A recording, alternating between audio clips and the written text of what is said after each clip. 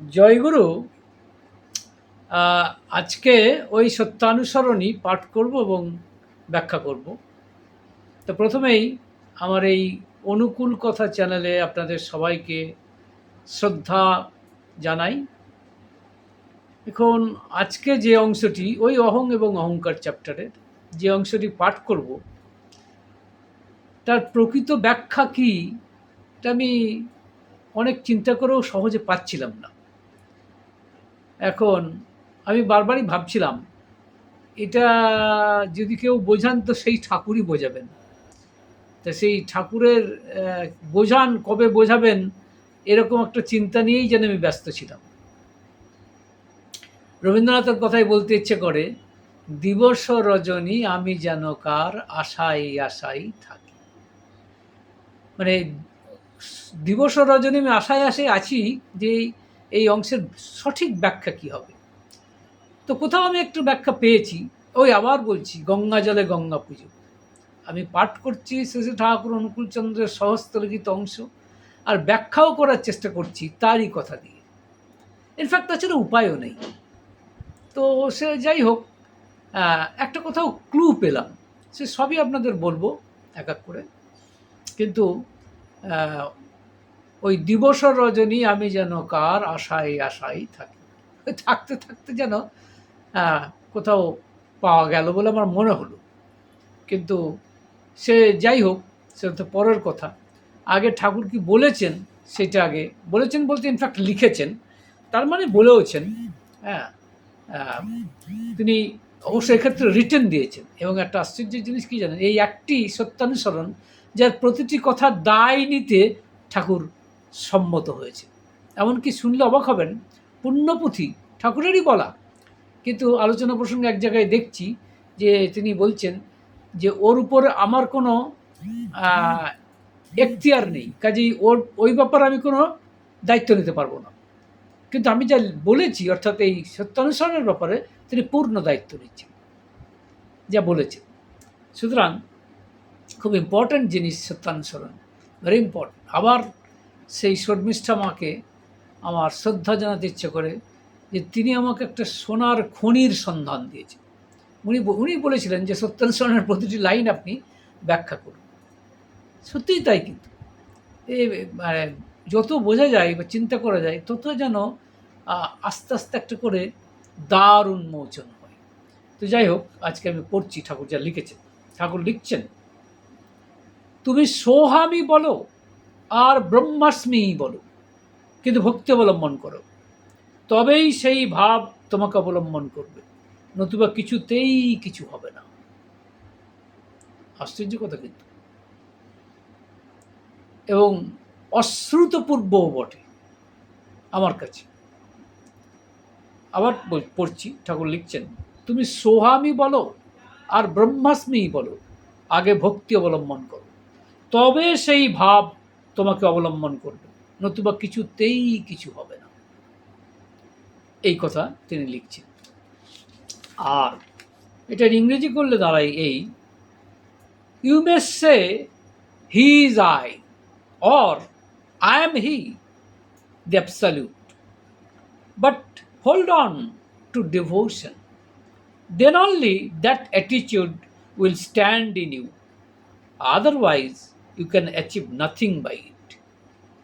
আবার পড়ছি, you may say, he is I, or I am he, the absolute.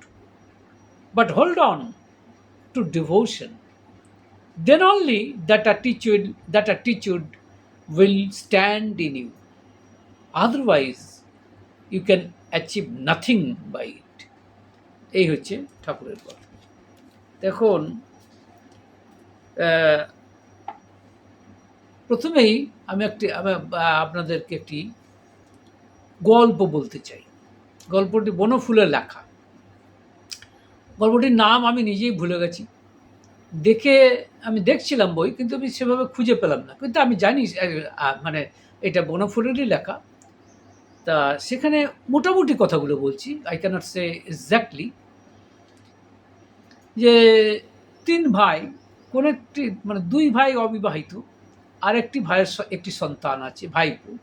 এই ভাইপোটি ওই দুই ভাইয়ের, যারা অবিবাহিত দুই ভাই, তাদের যেন চোখের মণি। তো এই অবিবাহিত দুই ভাই, এক ভাই পুরোপুরি নাস্তিক, তিনি ঈশ্বরের কথা শুনলে বা ঈশ্বরের কথা কেউ বললে সাংঘাতিক বিরক্ত হন। আর এক ভাই, সে আবার ঈশ্বর পাগল লোক, অর্থাৎ ঈশ্বর ছাড়া কিছু বোঝে না। তো এই দুই ভাইয়ের দুই বিপরীত চরিত্র দেখতে পাচ্ছি। এখন এই ভাইপোর একবার সে অসুস্থ হয়েছে, বা তার মানে হয়তো কোনো রোগ ব্যাধি হয়েছে। এখন বড় ভাই বা একটি ভাই যিনি ঈশ্বরে বিশ্বাস করেন, তিনি ওই ভগবানের নাম করছেন তার গায়ে হাত দিয়ে, বা কখনো কখনো কোনো দেবস্থানের বা কোনো মানে স্থানের মাটি বা মৃত্তিকা নিয়ে এসে তার মাথায় দিচ্ছেন, তার ধারণা যে এতেই কাজ হবে। কিন্তু নাস্তিক ওই ভাইটি, সে সরাসরি ডাক্তারবাবুর কাছে গেছেন এবং ডাক্তারবাবুর কাছ থেকে ওষুধ নিয়ে ওষুধ খাওয়াচ্ছে। কিন্তু সমস্যা হচ্ছে এই যে রোগ ক্রমশ বাড়ছে, ভালো হচ্ছে না। তখন কিছুদিন পরে কিন্তু দেখা গেল যে আস্তিক, অর্থাৎ যে ঈশ্বরে বিশ্বাস করত, সে কিন্তু এখন লুকিয়ে লুকিয়ে ওই ডাক্তারবাবুর কাছে যাচ্ছে। ডাক্তারবাবুর কাছে গিয়ে ওষুধ নিয়ে এসে লুকিয়ে খাওয়াচ্ছে, প্রকাশ্যে নয়। কারণ প্রকাশ্যে বললে বলবে দেখো এই সমস্ত বিষয়ী লোক, এই সমস্ত। আর ওই নাস্তিক ভাইটি, সে ওষুধ খাইয়েও যখন দেখছে কাজ হচ্ছে না সেভাবে, তখন সে গোপনে কোনো দেবস্থানে বা ভগবানের মন্দিরে, যাই মন্দিরে টন্দিরে, সেখানে গিয়ে লুকিয়ে ওই আশীর্বাদী ফুল নিয়ে এসে লুকিয়ে তার ভাইপোর মাথায় দিচ্ছে। মানে মোটামুটি গল্পটি এখানেই শেষ হয়েছে, হয়তো ভালো হয়েছে সেটা আলাদা কথা। তো বক্তব্যটা কি? বক্তব্য যেন দুই ভাই দুই মেরুতে। তো এখানে ঠাকুরের যে কথা, কিন্তু এই কথা কিন্তু আপাত দৃষ্টিতে মনে হতে পারে যে দুটি আলাদা মেরু। কেন মেরু? দেখুন ঠাকুর কি বলছেন, তুমি সোহামই বলো আর ব্রহ্মাস্মি বলো। সোহাম কথাটা যদি ভাঙা যায়, আচ্ছা যাই হোক, তার আগে বলি যে সোহাম এবং ব্রহ্মাস্মি দুটোই কিন্তু জ্ঞান যোগের কথা। আর ভক্তি অবলম্বন করে বলছেন, তার মানে ভক্তি যোগের কথা। এই জ্ঞান যোগ আর ভক্তি যোগ যেন মনে হয় দুটি আলাদা পথ, as if they are two different paths। যে জন্য বলা হয় path of knowledge and path of devotion. একটা হচ্ছে পাথ অফ নলেজ, মানে জ্ঞানের মাধ্যমে, আর হচ্ছে পাথ অফ ডিভোশন, ভক্তির মাধ্যমে। এখন যখন একটি মানুষ বলছে সোহম, সোহম কথাটা যদি ভাঙেন, তো হ্যাঁ, যেটা বলছিলাম, জ্ঞানযোগ যেন ধরে নিচ্ছি ওই নাস্তিক ভাইটি, আর ভক্তিযোগ যেখানে ঈশ্বরকে ভক্তি করতে হয়, ঈশ্বর রূপে কোনো সাকার মানুষকে ভাবতে হয় বা সাকার ভগবানকে ভাবতে হয়। আর সোহাম বললে সেই সমস্যাটা থাকে না। কিন্তু তার মানে জ্ঞানযোগ যেন ওই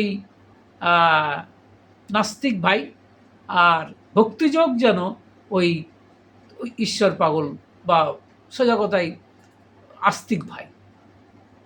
এখন এই দুটি আলাদা যোগ মনে হয়, আলাদা মনে হয়, দে আর পোলস অ্যাপার্ট, এরকম মনে হয়, as if they are two different paths and absolutely মানে opposite altogether.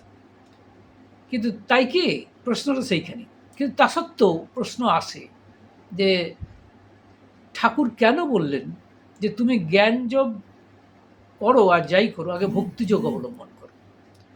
This is very unheard of আমার মতে, এটা অশ্রুতপূর্ব। কারণ গীতা, ভগবদ গীতাতে কিন্তু 4 যোগের কথাই বলা আছে, জ্ঞান যোগ, হ্যাঁ, ভক্তিযোগ, ধ্যান যোগ এবং কর্মযোগ। যে কর্মযোগ যেমন, সেখানে আপনি কোনো ভগবান টগবান সেই অর্থে না হলেও চলে, কর্ম করুন, ঈশ্বর মানুষের জন্য, মানুষের উপকারের জন্য কর্ম করুন, সেভাবেও পাওয়া যায় ঈশ্বরকে। মানে এই মোটামুটি কথা এই। হ্যাঁ, ধ্যান যোগ, নিজেকে সমাধিতে রাখুন, ধ্যান করুন। হ্যাঁ, যেরকম বুদ্ধদেব করেছেন, ফর এক্সাম্পল বুদ্ধদেব মেডিটেশনে গিয়েছিলেন, তার কিন্তু সেই এবং বৌদ্ধ ধর্ম, সেই বৌদ্ধ ধর্ম বলবো না, আমি বলবো বৌদ্ধ মত, বুদ্ধিস্ট ভিউ, তারা কিন্তু আপাত দৃষ্টিতে বলে ঈশ্বরের অস্তিত্বে তারা বিশ্বাস করে না। কিন্তু বিশ্বাস করে কি না করে সঠিক তা নয়, আমি সেই প্রসঙ্গে আজকে যাচ্ছি না। যেটা সাধারণভাবে লোকে জানে সেটা বলি, তারা ধ্যানের মাধ্যমে অর্থাৎ থ্রু এটা তারা যাচ্ছে। আর জ্ঞান যোগ সেটা আরেকটা যোগ। তো এই সোহাম কথাটা বা ব্রহ্মাস্মি, অহম ব্রহ্মাস্মি, এই কথাটা কিন্তু জ্ঞান যোগের কথা। সোহাম কথাটা যদি ভাঙি তাহলে কি পাচ্ছি? স অহম, আমি সেই, মানে he, I am he, or he is I, আমি সেই। সেই বলতে কে? সেই বলতে সেই অ্যাবসলিউট, অর্থাৎ বা অহম ব্রহ্মাস্মি, আমি সেই ব্রহ্ম, I am that Brahman, or you can say I am that absolute. ব্রহ্মকে অ্যাবসলিউটও বলে থাকে। তখন এই দুটি কথা বলা হচ্ছে, তার মানে these are the two terms of the path of knowledge, path of নলেজের ক্ষেত্রে। কিন্তু ঠাকুর কেন বলছেন যে এই পথ দিয়ে, এবং এই পথ দিয়ে যদি কেউ যায়, ঈশ্বর শেষ গোলটা কি? মানুষের শেষ উদ্দেশ্য কিন্তু ভগবানকেই পাওয়া। The ultimate goal of human being is to, I would like to say, is to get godlyhood, or it is to achieve godlyhood, or to become God itself.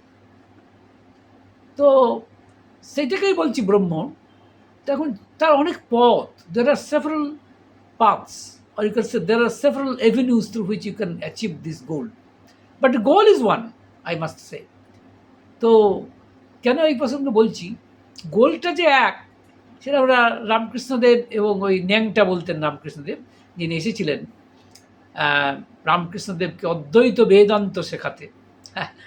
কাকে শেখাচ্ছেন? কিন্তু তবু বাস্তবভাবে তো তিনি শিখছেন অদ্বৈত বেদান্ত। অদ্বৈত বেদান্ত, হ্যাঁ, অদ্বৈতবাদ মানে হচ্ছে মানে যেটাকে বলে নন ডুয়ালিটি। অদ্বৈতবাদ এটাই বলে যে সারা বিশ্ব ব্রহ্মাণ্ডে কেবল একটি চৈতন্য আছে, one consciousness is true, is the truth.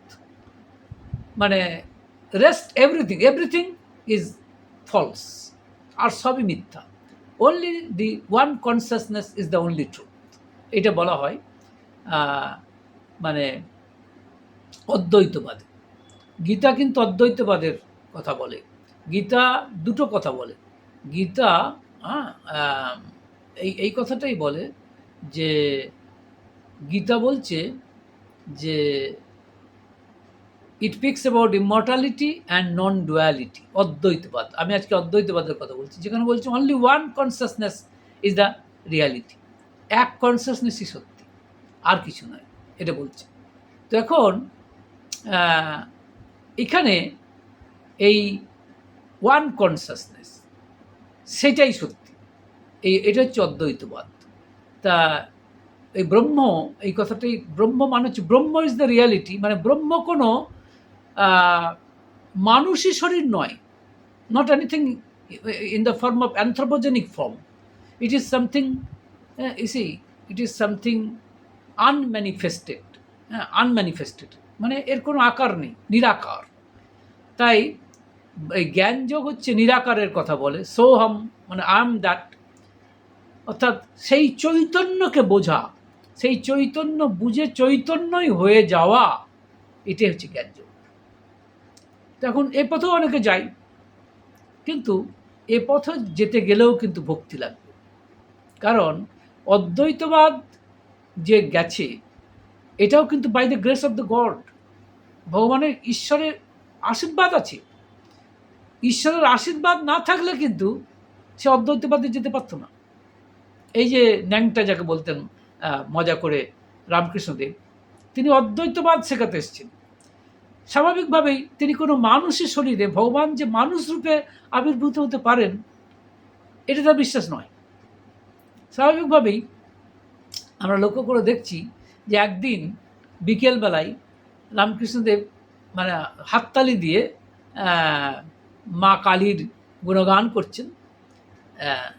তো তখন মানে he was actually propagating the greatness of goddess Kali by clapping his hands.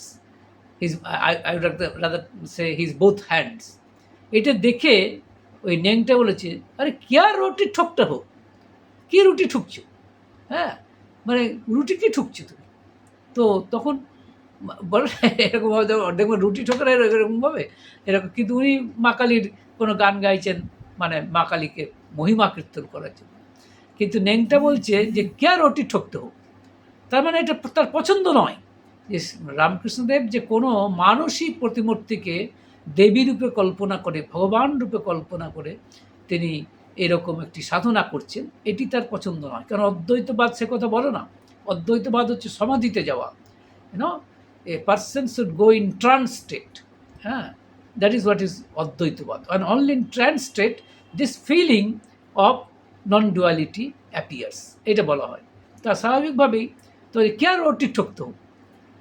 তখন রামকৃষ্ণ বলছেন, আরে মাঝে কথা বলে, দেখুন মাঝে কথা বলে।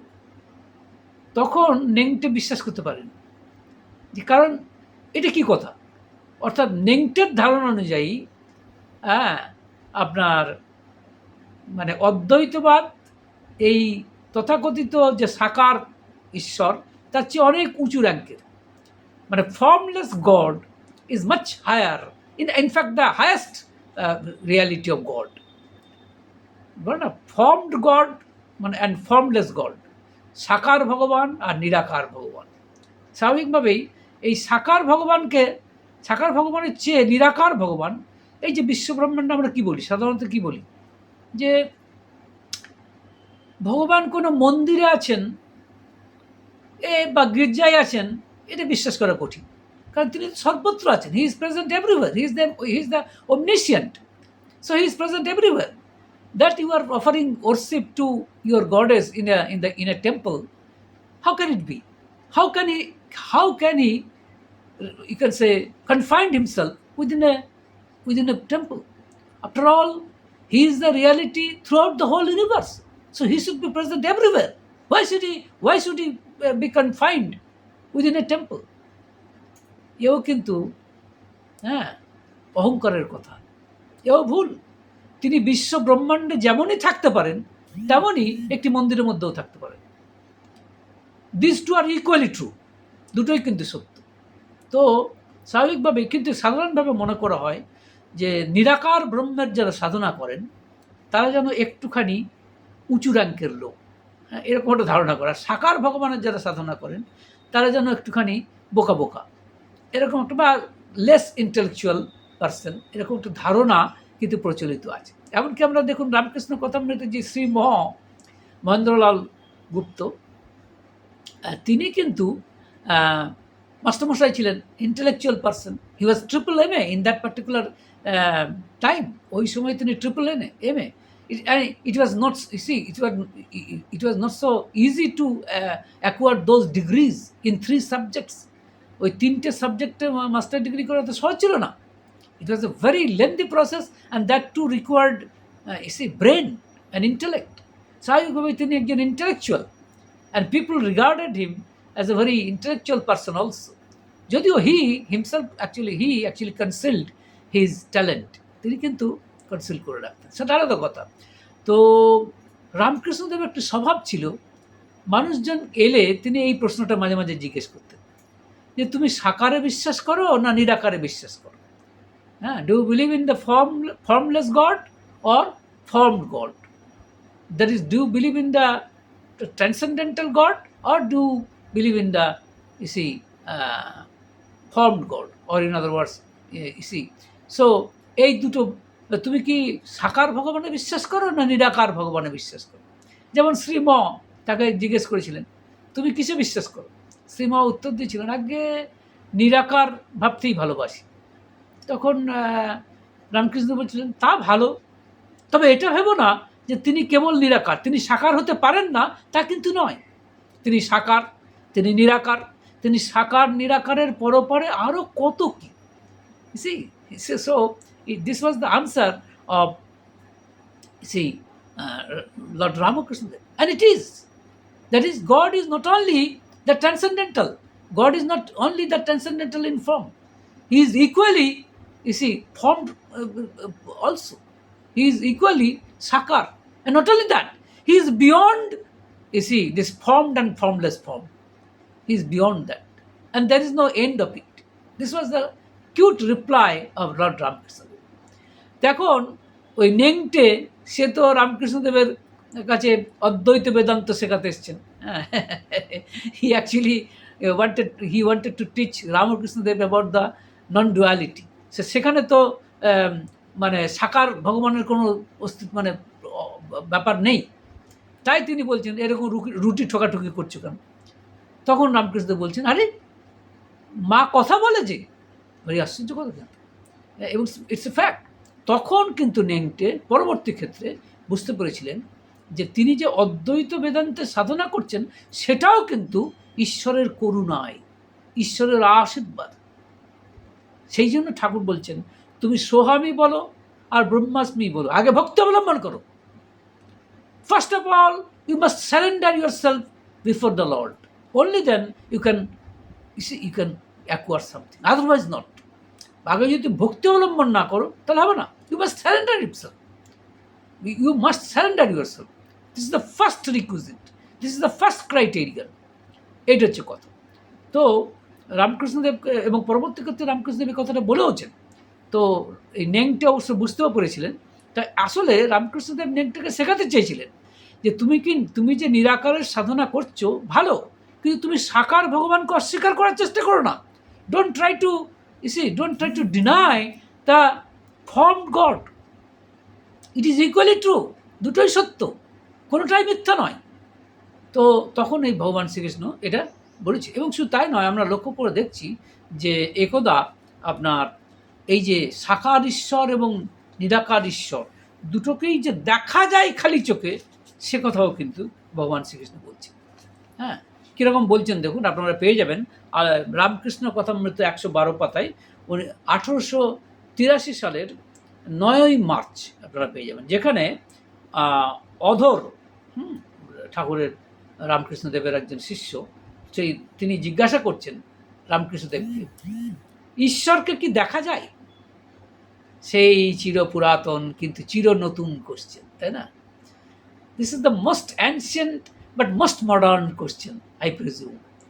ঈশ্বরকে কি দেখা যায়?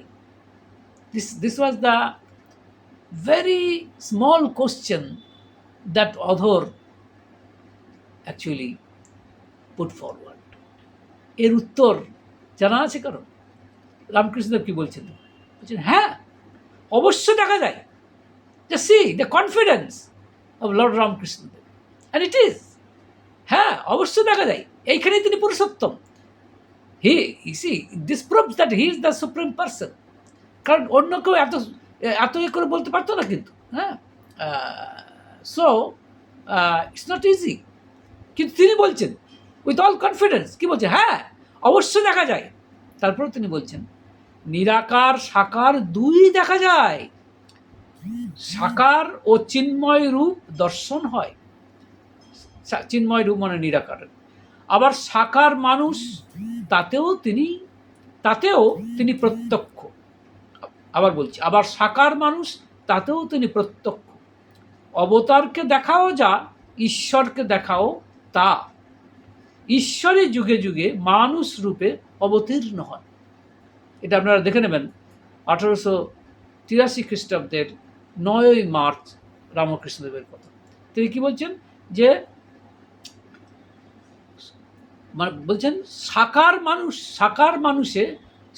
মানুষ তাতেও তিনি প্রত্যক্ষ। He is direct, he can be directly visible in formed person, that is in anthropogenic form, that is in human form. এবং তিনি বলছেন অবতারকে দেখাও যা, ঈশ্বরকে দেখাও তাই। ঈশ্বরই যুগে যুগে মানুষ রূপে অবতীর্ণ হন। তার মানে দেখুন কি আশ্চর্য কথা, তিনি বলছেন অবতারকে দেখা যা তাই। সুতরাং just to if a person sees the God incarnate, that is avatar Purush, then that is same as to see the God. If a person sees if a person happens to see the God, then He is just the supreme person, as a people, as people see in the form of, you see, God incarnates, Ramakrishna Dev, Lord Ramachandra, Lord Krishna, etc. So এখানে তিনি পরিষ্কার বলছেন দুটোই দেখা যায়। সুতরাং কিন্তু তবু আমি আমার মতো করে এই অংশটা বুঝতে পারিনি। যে আবার বলছি, ঠাকুর কি বলছেন, কি লিখেছেন, যে তুমি সোহামি বলো আর ব্রহ্মাস্মি বলো, আগে ভক্তি অবলম্বন করো, তবেই সেই ভাব তোমাকে অবলম্বন করবে, নতুবা কিছুতেই কিছু হবে না। That means the primary thing হচ্ছে আপনাকে ভক্তি অবলম্বন করতে হবে। You will have to adapt the path of devotion. আগে স্যারেন্ডার করতে হবে একদম সাকার ভগবানের কাছে। তাহলে প্রশ্ন হচ্ছে নিরাকারটা কি? সে কি সাকার বাদ দিয়ে? এই প্রশ্নটা আমার এসেছিল। নিরাকার ভগবানের কথা যখন আমি বলছি, সে কি সাকার ভগবানকে বাদ দিয়ে, বা সাকার ভগবানের সঙ্গে নিরাকার ভগবানের কি কোনো চিরন্তন কোনো শত্রুতা আছে? Is there any enmity in between transcendental God and apparent God, R you can say and formed God? This is my humble question. এ প্রশ্নের উত্তর আমি বহুদিন পাচ্ছিলাম না, চিন্তা করছিলাম যে কি উত্তর। ওই জন্য আমি ওই ঠাকুরের কাছে আশা করছিলাম ঠাকুর যদি দয়া করে এর উত্তর দেন। এছাড়া আমার পক্ষে এর উত্তর দেওয়া ভারী কঠিন, ইনফ্যাক্ট পারবো না। তাই রবীন্দ্রনাথের গানের কথাটা মাঝে মাঝে মনে হচ্ছিল, দিবস রজনী আমি যেন কার আশায় আশায় থাকি। মানে তার আশায় আছি যে এর উত্তর পাবো। এই যে দেখুন, ভারী কঠিন কোশ্চেন কিন্তু। কারণ অনেকেই কি বলে যে ভগবান তো সর্বত্র আছেন, হি ইজ প্রেজেন্ট এভরিওয়্যার। তিনি একটা মন্দিরের মধ্যে ভগবানের মধ্যে থাকবেন ভগবান রূপে বা কালী রূপে, বা কথার কথা বলছি, এটা কী করে হয়? বা রামচন্দ্র রূপে বা ভগবান শ্রীকৃষ্ণ রূপে। তাহলে তো তিনি ওই একটা মন্দিরের মধ্যেই সীমাবদ্ধ হয়ে গেলেন। He is very much confined within that particular temple, isn't it? But he is omniscient. If it is true, then he should be present everywhere, anywhere and everywhere. কিন্তু যদি তিনি সর্বত্র প্রেজেন্ট থাকেন, তাহলে তো তিনি কোনো সাকার রূপে থাকা তার পক্ষে মুশকিল। কারণ আমি যদি মনে করি আকাশটা ভগবান, তাহলে আকাশের মতো রূপযুক্ত একটা ভগবানকে তো আমি তো সত্যি কথা বলতে গেলে আমি তো বুঝতে পারবো না। আর সত্যিই তো বোঝা যায় না। ভগবান শ্রীকৃষ্ণও বলেছেন যে মানে নিরাকার ভগবানের মানে সাধনা করা কঠিন, এটা ভগবান শ্রীকৃষ্ণ বলছেন। হ্যাঁ, তো ভগবান শ্রীকৃষ্ণ এটা গীতাতে 12 অধ্যায়ে, আপনার 12 অধ্যায়টা মনে রাখবেন, যে 12 অধ্যায়টা ভক্তিযোগ অ্যাকচুয়ালি, 12 অধ্যায়ের 5 নম্বর শ্লোকে কিন্তু ভগবান শ্রীকৃষ্ণ বলছেন, কি বলছেন, যে নিরাকার ভগবানকে সাধনা করার চেয়ে সাকার ভগবানকে সাধনা করা অনেক সহজ। কিন্তু নিরাকার ভগবান যে নাকি সর্বত্র আছে, তাকে সাধনা করা এত সহজ নয়। ক্লেশোধিক তরস্তেষাম অব্যক্তাসক্ত চেতসাম অব্যক্তা হি গতির দুঃখম দেহবৎ ভীর ব্যাপতে। আবার বলছি, ক্লেশোধিক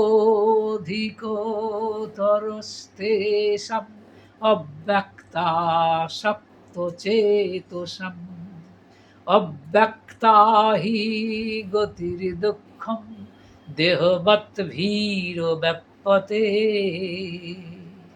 এর মানে হচ্ছে যে নিরাকার ব্রহ্ম, তার সাধনা করা নিঃসন্দেহে কঠিন। হ্যাঁ, কারণ এই নিরাকার ব্রহ্ম যার গন্তব্য বা যার লক্ষ্য, সেই পথে যাওয়াটা একজন সাকার মানুষের পক্ষে সত্যিই কঠিন। আমরা তো সাকার, আমি তো আর নিরাকার নয়। After all, I am not transcendental, isn't it? I am not formless. আমি তো ফর্মলেস নই, আমি তো নিরাকার নই, আমি তো আকারযুক্ত। হ্যাঁ, বলা হয় মানুষ নাকি 3.5 হাত, তার হাতের 3.5 হাত তার দৈর্ঘ্য বলা হয়। হ্যাঁ, কিন্তু যদিও দৈর্ঘ্য এবং প্রস্থে সবাই তো বিভিন্ন তফাৎ থেকেই যাই বিভিন্ন মানুষের মধ্যে। ফর এক্সাম্পল, আমি কিন্তু একটু বেটেখাটো মানুষ, আমার বাবাও সেরকম ছিলেন, কিন্তু আমার মা কিন্তু লম্বা ছিলেন, তাই না? এই প্রসঙ্গটা একবার জিজ্ঞেস করার ইচ্ছে ছিল আমার। আমার ভাগ্নি আছে, স্বপ্না বলে নাম, তাকে জিজ্ঞেস করতাম যেটা কী করে হয়। আমি কিন্তু বেটে হয়ে গেছি। আমার মা কিন্তু লম্বা ছিলেন, possibly higher, I think taller than even my father, if I am not so much mistaken. কিন্তু আমার বাবা বেটে ছিলেন, তো আমি হয়তো বেটেই হয়েছি। তো এনিওয়ে, তো এখন তো আমি তো সাকার, আর আমি তো অস্বীকার করতে পারবো না। I cannot simply ignore, I cannot deny that I am a transcendental person. আমি তার নিরাকার নই, আই এম নট ফর্মলেস। সুতরাং আমার পক্ষে ফর্মলেস ভগবান, নিরাকার ভগবানকে সাধনা করা এত সহজ নয়।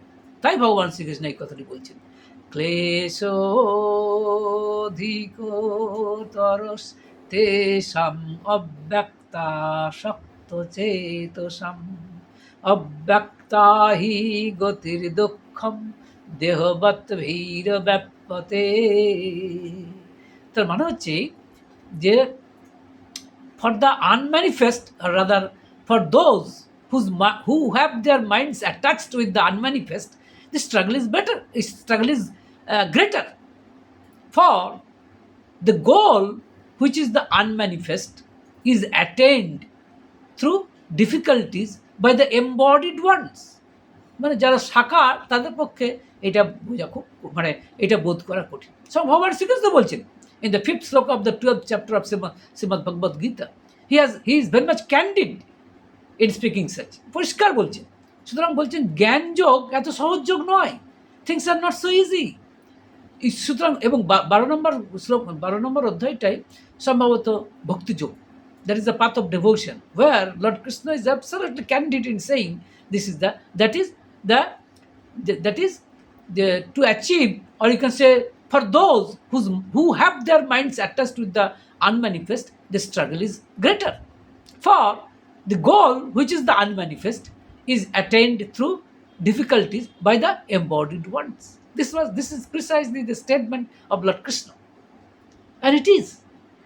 কিন্তু তবু আমি বুঝতে পারি, আমার এই ক্ষুদ্র ব্রেন দিয়ে এই সাকার নিরাকারের সূক্ষ্ম প্রভেদ আমি বুঝতে পারিনি। আমি বুঝতে পারলাম ওই দয়া করে ঠাকুর যখন বোঝালেন, ঠাকুরের কথাতে যেন বুঝতে পারলাম। কীরকম আমি সেই কথাটা বলছি। পড়তে পড়তে একদিন আমি লক্ষ্য করে দেখছি যে আপনার আলোচনা প্রসঙ্গে 15 খণ্ড, সেখানে 1949 সালের 17ই মার্চ, ডেট হচ্ছে 1949 সালের 17ই মার্চ, কেষ্টদা, আপনারা জানেন অত্যন্ত বিজ্ঞানী ছিলেন তিনি। He was a vastly learned person, he was a scientist in fact, but he had knowledge in almost all religious scriptures. তার সমস্ত ধর্মশাস্ত্র সম্পর্কে অগাধ জ্ঞান ছিল। সুতরাং তিনি শুধু তার সাবজেক্ট ফিজিক্সেই শুধু জ্ঞানী ছিলেন তা নয়, কিন্তু আমরা তো স্বামী বিবেকানন্দের নাম শুনেছি এবং আরও অনেকের নাম শুনেছি যারা অত্যন্ত জ্ঞানী ব্যক্তি, এবং তাতে কোনো সন্দেহ নেই। কিন্তু কেষ্টদা আমার মতে তিনি কিছু কম জ্ঞানী ছিলেন না। তো যাই হোক, সেই কেষ্টদা ঠাকুরকে প্রশ্ন করছেন, অ্যাবসলিউট কি? অ্যাবসলিউট অখণ্ড। ওই ব্রহ্মকে আমরা সাধারণত অ্যাবসলিউট বলে থাকি, because he is formless and nameless. তার কোনো নাম নেই এবং তার কোনো আকার নেই, তাই না? যখন ভগবান নামহীন হন আর আকারহীন হন, তাকে বোঝা এত সহজ নয়। এটা ভগবান শ্রীকৃষ্ণই বলেছেন, কারণ আমি নিজে একজন নামযুক্ত এবং আকারযুক্ত মানুষ। যেহেতু myself has a name and has a form. So how can I fathom, how can I realize, how can I understand a person who is nameless and formless, or in other words absolute? আর এই অ্যাবসলিউটকে বোঝা আমার পক্ষে সত্যিই কঠিন, এবং বোঝা কঠিন ছিল। সাকার নিরাকারের এই দ্বন্দ্ব, চিরকালীন দ্বন্দ্ব, you can say, I would like to say that is, you can say almost permanent enmity or permanent as if they are poles apart, যেন দুই মেরুর বাসিন্দা। কিন্তু কোনো মিলই কি নেই, কোনো সম্পর্কই কি নেই? আছে। এইটা আমি পেলাম ওই দয়া করে ঠাকুরের কথা শুনে। এই উত্তরে যখন কেষ্টদা প্রশ্ন করলেন অ্যাবসলিউট কি, অখণ্ড কি, মানে আসলে ব্রহ্ম কি বা অ্যাবসলিউটটা কি, অ্যাবসলিউট কি, তখন ঠাকুরের উত্তরটা শুনুন। বলছেন, কেউ একবার উদাহরণ দিয়ে বলছেন, this is the majesty, this is the splendour, this is the grandeur, I would like to say, this is the flavour of the supreme person. পুরুষোত্তমের এই হচ্ছে একটা আশ্চর্য মহিমা।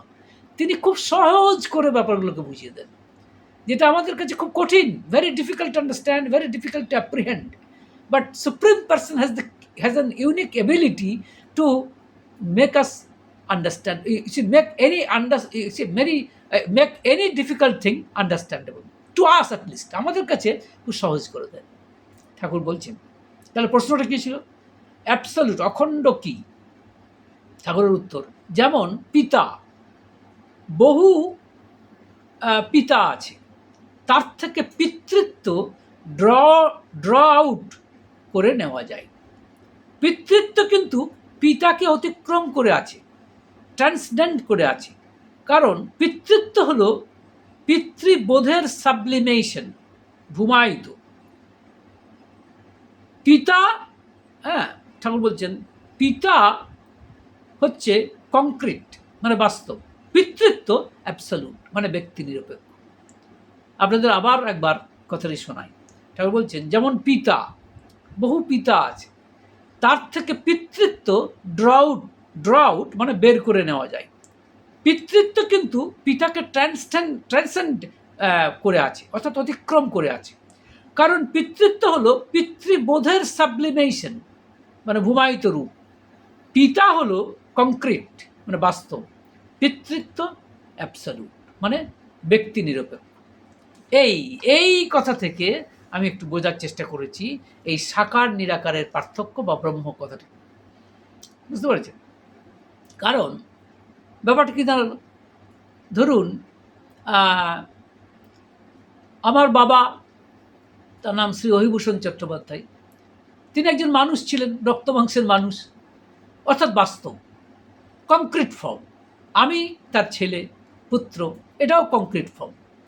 কিন্তু অহিভূষণ চট্টোপাধ্যায়, তারও পিতা আছে, জানি তার নাম সে নলিনী রঞ্জন চট্টোপাধ্যায়, তারও পিতা আছে, তার নাম মহেন্দ্রলাল চট্টোপাধ্যায়, তারও পিতা আছে, তার নাম অনন্তলাল চট্টোপাধ্যায়।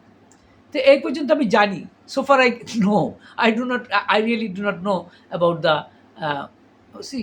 আদার ফোরফাদার্স, মানে আর ফোরফাদার্সের সম্পর্কে আমি জানি না। এটা লজ্জার ব্যাপার, কিন্তু I must say this is a matter of shame that I do not know the names of my forefathers. এটা লিখে রাখা উচিত, that should be a list, একটা লিস্ট রাখা উচিত। তো যাই হোক, সেটা স্বতন্ত্র প্রসঙ্গ হচ্ছে এই যে অনন্তলাল চট্টোপাধ্যায়, তার ছেলে মহেন্দ্রলাল চট্টোপাধ্যায়। তাহলে মহেন্দ্রলাল চট্টোপাধ্যায়ের পিতা হচ্ছে অনন্তলাল চট্টোপাধ্যায়। আবার মহেন্দ্রলাল চট্টোপাধ্যায় তিনি হচ্ছেন নলিনীরঞ্জন চট্টোপাধ্যায়ের পিতা। আবার অহিভূষণ চট্টোপাধ্যায় নলিনীরঞ্জন চট্টোপাধ্যায়ের পুত্র। আর অহিভূষণ চট্টোপাধ্যায় তার ছেলে, আমি অবলন্দু চট্টোপাধ্যায়, আর আমি হচ্ছি তার পুত্র। কিন্তু আবার আমার ছেলে আছে, তার নাম অম্লান চট্টোপাধ্যায়। তো এরকম, this is how it goes on. কিন্তু লক্ষ্য করে দেখুন, আমরা যতগুলো নাম বললাম এটা তো বাস্তব। ঠাকুর কি বলছেন, যে পিতা হচ্ছে কংক্রিট, বাস্তব, কিন্তু এখানে পিতৃত্ব, অর্থাৎ পিতৃত্ব মানে পিতৃত্ব কথাটা আসছে কি, যে যেটা পিতাকে ট্রান্সেন্ড, এই সমস্ত পিতার বা মানে পিতৃবোধের একটা সাবলিমেশন, ভূমায়িত রূপ হচ্ছে পিতৃত্ব। এই পিতৃত্ব এটি হচ্ছে অ্যাবসলিউট। কিন্তু পিতা পুত্র এরা সাকার, সুতরাং এরা হচ্ছে কংক্রিট। সুতরাং একটা হচ্ছে কংক্রিট আর একটা হচ্ছে অ্যাবসলিউট। কিন্তু মনে রাখবেন, কংক্রিট থেকেই কিন্তু অ্যাবসলিউটটা এসেছে। Absolute is not something bizarre, not something you can say unimaginable, not something incomprehensible, not something not something that cannot be explained. এইভাবে এক্সপ্লেন করাটা বেস্ট। যে ঠাকুর বললেন যে পিতার থেকে পুত্র, পুত্র থেকে সেই পুত্র আবার পিতা হচ্ছে, সে এরকম, this is how it goes, this is how it continuous, এটা আমরা দেখতে পাচ্ছি। কিন্তু সবের মধ্য থেকে যে জিনিসটা আমরা তুলে আনতে পারি, যেন দুধের থেকে মাখন, পিতৃত্ব। এই পিতৃত্ব হচ্ছে অ্যাবসলিউট, কারণ এটা হচ্ছে পিতৃবোধের সাবলিমেশন, পিতৃত্ব বোধের ভূমায়িত রূপ। So this is the absolute, এটা হচ্ছে অ্যাবসলিউট। তো অ্যাবসলিউট বলে যেটাকে মনে করছি, অখণ্ড বলে যেটাকে মনে করছি, ব্রহ্মণ রূপে যেটাকে মনে করছি, সেটা কিন্তু এই সাকার থেকে এসেছে। ঠাকুরের আরেকটি কথাও মনে পড়ছে, এটাও আমরা পরে আলোচনা করব। সত্যানন্দ সরণি ঠাকুর লিখেছেন যে লিখছেন যে finite is the expression of infinite.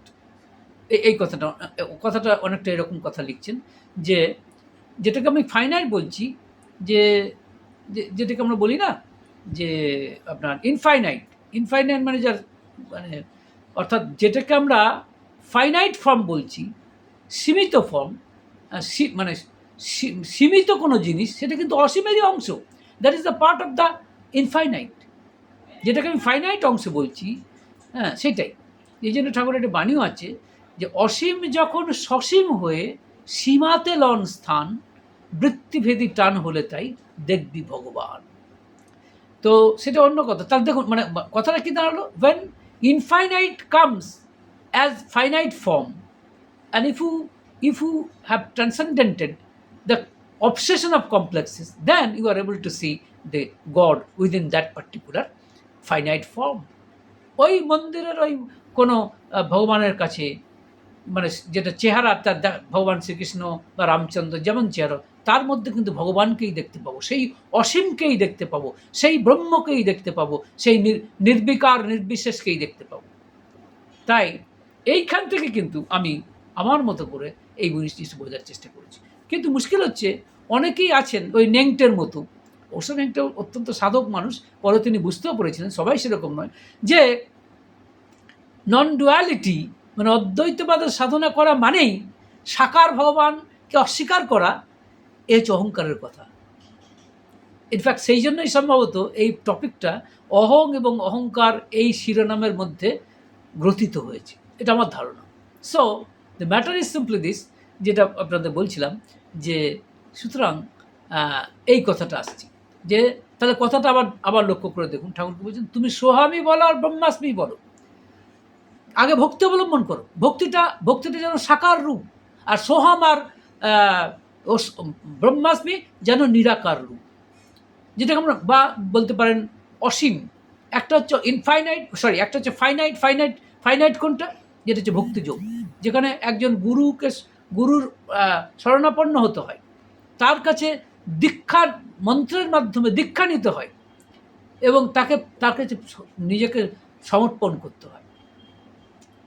ভক্তিযোগের কথাই হচ্ছে না হং তু হু, না হং মানে আমি নই, ন অহম, আমি নই, তুমি সব কিছুতেই তুমি। বেস্ট এক্সাম্পল হচ্ছে হনুমান আর রামচন্দ্র। হনুমান কিন্তু বলছেন আমি নই, সব রামচন্দ্র। না হম তু হু। আর জ্ঞানযোগ হচ্ছে সোহাম, আমি সব, আই এম দ্যাট অ্যাবসলিউট বলতে গেলে বা এরকম একটা চিন্তাভাবনা করতে গেলে সব থেকে ভয়ঙ্কর অংশ যেটি, সেটা হচ্ছে অহংকার চলে আসে। Immediately the vanity comes, immediately the ego comes. আমি আবার বলছি, অহংকারের নিজস্ব কোনো অস্তিত্ব নেই, ego has no identity of its own. কিন্তু আমরা অহংকারকে অস্তিত্ব দিচ্ছি, we people give identity of ego. কিন্তু তখন চলে আসে, আমি যদি এরকমটাই ভাবি যে আমিই সেই ব্রহ্ম, I am that Brahman, I am that absolute, I am he is I, or you can say I am he. এই ধরনের চিন্তাভাবনা করা মানেই, the moment I think like this, at that point of time ego comes, তখনই অহংকার চলে আসে। And ego is the reason for destruction of everything. এটা আপনারা আগেও আমি আলোচনায় বলেছি আপনাদের সামনে, হ্যাঁ, যে কি করে ইগো সর্বনাশ করে আপনারা জানেন, যেটা ভগবান শ্রীকৃষ্ণও বলছেন, হ্যাঁ, ধ্যায়ত বিষয়ান পুংস সঙ্গস্তেষু পজায়তে সঙ্গাত সঞ্জায়তে কাম কামাৎ ক্রোধো অভিজায়তে ক্রোধাৎ ভবতি সম্মোহ সম্মোহাৎ স্মৃতিবিভ্রম স্মৃতিভ্রংশাৎ বুদ্ধিনাশো বুদ্ধিনাশাৎ প্রণশ্যতি. People possibly know. I've already explained it in my earlier video, where it is Lord Krishna is stating like this: when a person is meditating on some material things, or in other words, then what happens? You see, a kind of addiction, or you can say kind of attachment comes, and from attachment comes the you can say the desire, or you can say to get, or you can say desire, and from desire comes, or when desire is being halted, when desire is being hindered by something, then anger comes, and from anger comes delusion or illusion, and from illusion, illusion is the cause for the destruction of memory, and from the loss of memory, loss of understanding comes, and from loss of understanding, a person perishes. This is precisely the statement of Lord Krishna. So অহংকার চলে আসে. তাই আমার মতো সাকার মানুষের ক্ষেত্রে সহজ হচ্ছে এই সাকার ঈশ্বরের সাধনা করা, এই সীমিত ঈশ্বরের সাধনা করা, limited form of, you can say any form of God, R you can say finite form of God. তারা কারা? তারা হচ্ছেন পুরুষোত্তম যারা, those who are the supreme persons. আমি আবার এটাকে যদিও প্লুরাল নাম্বার বলছি, but remember he is only one and only one and unique one also. তিনি কিন্তু একজনই, কিন্তু আসছেন পুরুষোত্তম রূপে. প্রথম এসছেন ভগবান রামচন্দ্র রূপে, তারপরে ভগবান শ্রীকৃষ্ণ রূপে, এরকম একটা সিরিজ আছে.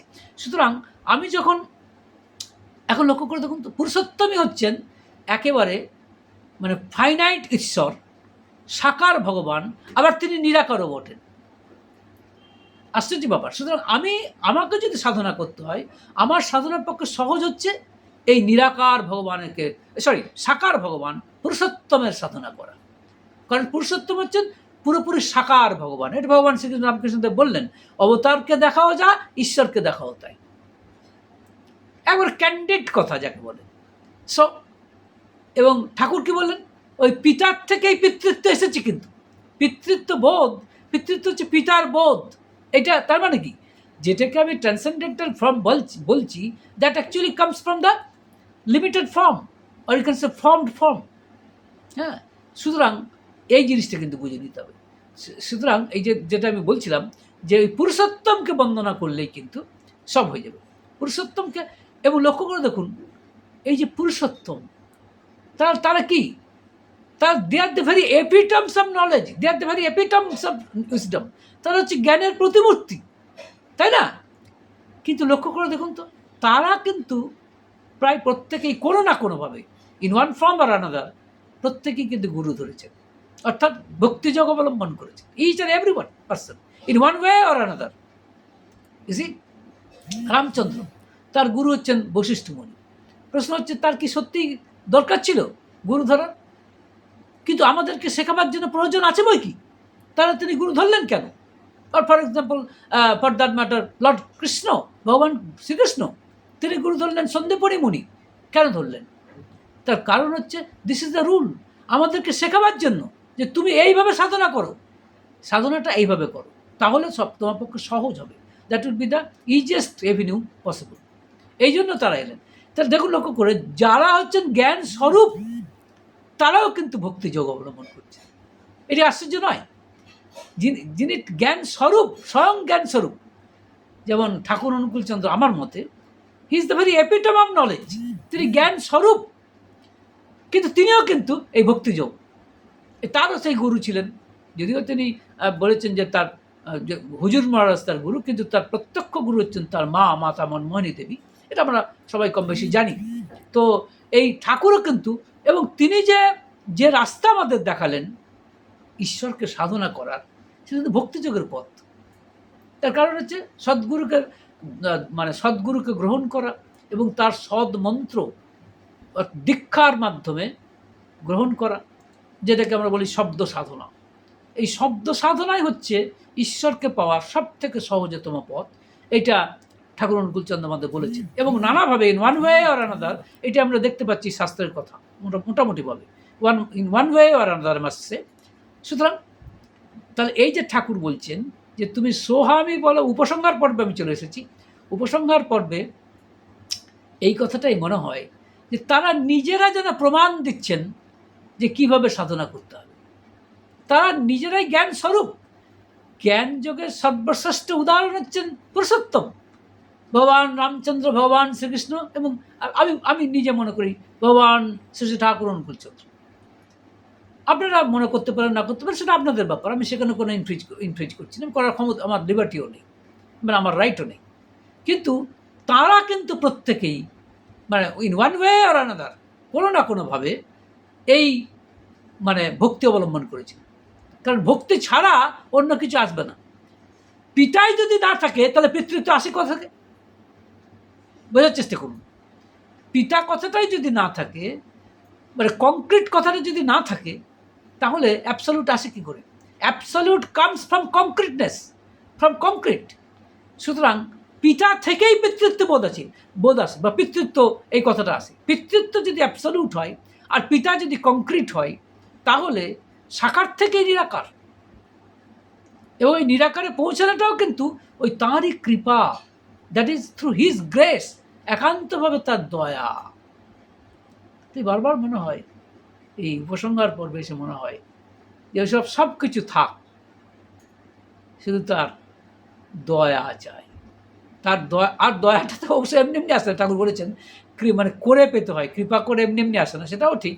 কিন্তু আমাদের সাধন ভজনের মাধ্যমে, বাস্তবভাবে কর্ম করার মাধ্যমে আমরা কিন্তু আসলে তার দয়া পেতে চাইছি, এবং তাতে তার দয়া পাওয়া যায়। আর এই দয়াতেই আস্তে আস্তে সেই সোহাম বোধ হয় বা অহম ব্রহ্মাস্মি বোধ হয়। কিন্তু বারবার ইচ্ছে করে, ঠাকুরের কথাতেই শেষ করছি, আবার সেই বলছি গঙ্গা জলে গঙ্গা পূজা করা। একজন সাধুকে ঠাকুর বলেছিলেন, we don't know what is Brahman, we don't know what is what is Atman, but I do know that I am the servant of my Lord and I would like to remain his servant. আমি তার চাকর হতে চাই, আমি তার দাস হতে চাই। তাই যদি তার দাস হতে পারি, হ্যাঁ, সেই যদি তার দাস হতে পারি, তাহলেই জীবন সার্থক। তাহলে কিন্তু এই অহম ব্রহ্মাস্মি বলুন বা সোহাম বলুন, এই বোধ ধীরে ধীরে চলে আসবে। সোহাম বা ব্রহ্মাস্মি বোধ করার জন্য আমার পাগলামির কোনো প্রয়োজন নেই। আমার সাকার ঈশ্বরই যথেষ্ট, আমার পুরুষোত্তমই যথেষ্ট। ভালো থাকবেন। অ্যান্ড আর আপনারা কমেন্ট করবেন, যা বললাম ভুলভাল বললাম কি না, বা যদি কিছু কমেন্ট করে মানে অ্যাড করার থাকে অর সাবস্ট্রাক্ট করার থাকে, তাহলেও সেটা আপনারা অকপটে করবেন। এইটা আমার বলা রইল। ভালো থাকবেন। জয় গুরু।